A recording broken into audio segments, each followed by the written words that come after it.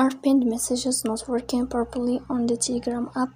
If you can't pin a message, pinned messages aren't appearing, or you can't access or manage pinned messages correctly, these tips may help. In this video, I will show you how to fix pinned messages on Telegram app.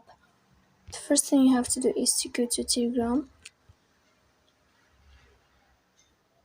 Here in this page, you will go to the sign of settings. Then here in this window, you will go to notifications.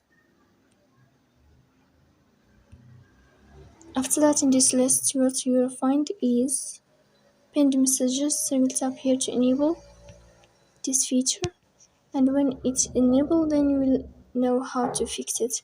So this is how it works. Don't forget to support us by like and subscribe. See you next time.